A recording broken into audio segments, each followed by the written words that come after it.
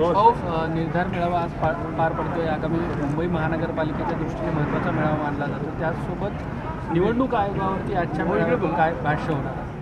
हे मुळामध्ये निवडणुका कधी होतील हा एक संभ्रम मुंबईकरांच्या मनामध्ये असा असला तरी देखील प्रत्येक निवडणुकीला सामोरे जाण्याची ताकद हिंमत आमच्यामध्ये आणि मुंबईला जे प्रतिनिधित्व लोकप्रतिनिधी पदाचं मिळालं पाहिजे ते का ह्याच्यापासून ते वंचित ठेवलं जातो आहे.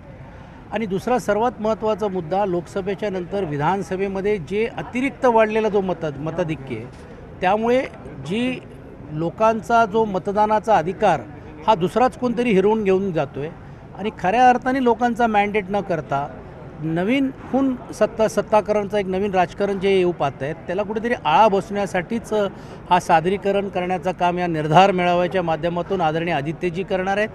संजय राऊतजी देशस्तरावरती अन्य राज्यांमध्ये कसं चाललेलं आहेत काय ह्या सर्व गोष्टीचा मार्गदर्शन करणार आहेत आणि आदरणीय उद्धवजींच्या उपस्थितीमध्ये कार्यकर्त्यांनी मुंबई शहरासाठी आजपर्यंत केलेलं काम पक्षाने केलेलं काम आणि भविष्यकाळामध्ये जर मुंबई जिंकायची असेल तर मुंबईकरांचं मनपण जिंकणं गरजेचं आहे आणि त्यांनी केलेलं कार्य आणि काम आणि पुढे आम्ही कुठच्या दिशेने जाणार आहोत हा संकल्प करण्यासाठी हा निर्धार मेळावा या निमित्ताने आयोजित करण्यात आलेला आहे.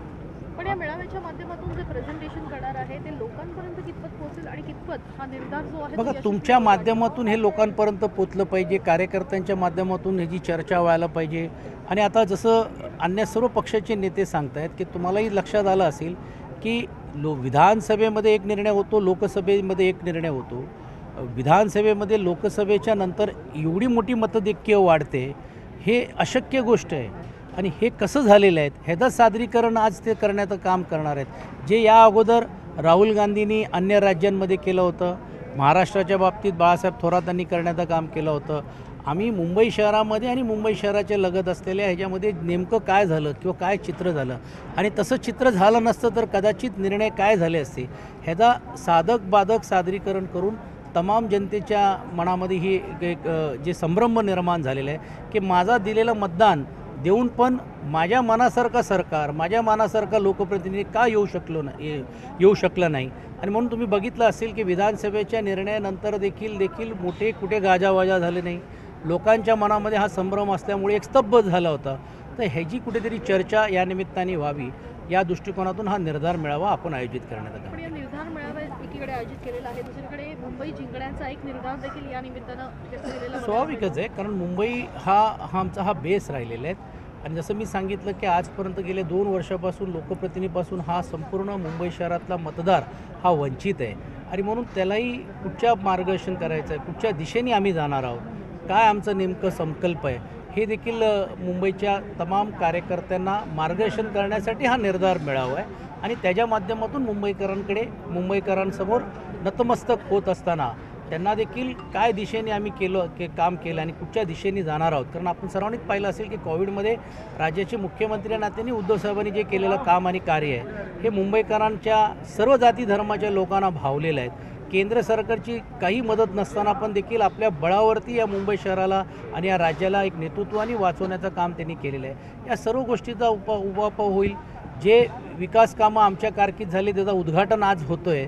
याही सर्व गोष्टीचा चर्चा आणि या सर्व गोष्टीचं मार्गदर्शन आदरणीय उद्धवजी करतात. एकीकडे अमित शहा सुद्धा मुंबईत आहेत. आज त्यांनी विधान केलेलं आहे की येणाऱ्या निवडणुकांमध्ये असं काम करा की विरोधकांचा सुपडा साफ होईल आणि ट्रिपल इंजिन सरकार हवं आहे असं त्यांनी म्हटलेलं आहे. मात्र एकीकडे आणखी एक विधान असं केलं आहे की भाजप हा कोणाच्याही कुबड्यांविना सत्तेत आहे. महाराष्ट्राचे आराध्यदैवत छत्रपती शिवरायांचा पुतळ्याचं अनावरण करण्यासाठी आले असते तर आज कदाचित आम्हाला त्यांना स्वागत करता आलं असतं.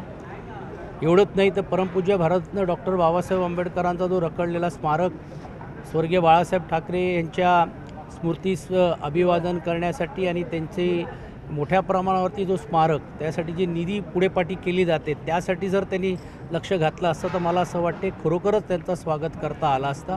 अर्थात आता केंद्रामध्ये ते कोणाच्या खांद्यावरती आहेत, कोणाच्या कुबड्यावरती आहेत, राज्यामध्ये कोणाचे त्यांना लागत आहेत हे मी सांगायची गरज नाही. स्वबळावरतीचा नारा हे महानगरपालिकेला ज्यावेळी येतात त्यावेळी ते देतात आणि जसं महानगरपालिकेचे किंवा निवडणुकीचे निकाल त्यांच्या मनाप्रमाणे लागले नाहीत मग त्यांचं तोडफोडचं राजकारण किंवा मग पक्ष संपवण्याचं राजकारण किंवा इतर पक्षांबरोबर युती करून सत्तेमध्ये राहण्याचा त्यांचा आजचा नाही गेल्या अनेक वर्षाचा मानस आहे. सर हा निर्धार जो व्यक्त केलेला आहे हा शिवसेनेने एकटाच केलेला आहे की सोबत मित्रपक्ष देखील आहेत? हे प्रत्येक पक्ष ह्याचा एक वेगळी प्रतिमा आहे, एक वेगळी आयडेंटिफिकेशन आहे आणि त्या दृष्टिकोनातून आमचा हा व्यासपीठ आहे. असंच व्यासपीठ प्रत्येक पक्षाचे आहेत, परंतु 1 तारखेला हा संपूर्ण मोर्चा जो आहे हा महाविकास आघाडी म्हणून सर्वांना बरोबर घेऊन जाण्याचं काम आम्हाला करायचं आणि तशी ती चर्चा या अगोदर देखील पत्रकार परिषदेमध्ये झाल्या असल्यामुळे तो मोर्चा हा संयुक्त राहणार आहे. मात्र आजचा मेळावा हा शिवसेना पक्ष म्हणून आम्ही कुठच्या दिशेने चाललेलो आहोत आणि कुठच्या दिशेने जाणार आहोत ह्याचा कार्यकर्त्यांसाठी निर्धार करण्यासाठी हा आजचा मेळावा आहे. थँक्यू. धन्यवाद.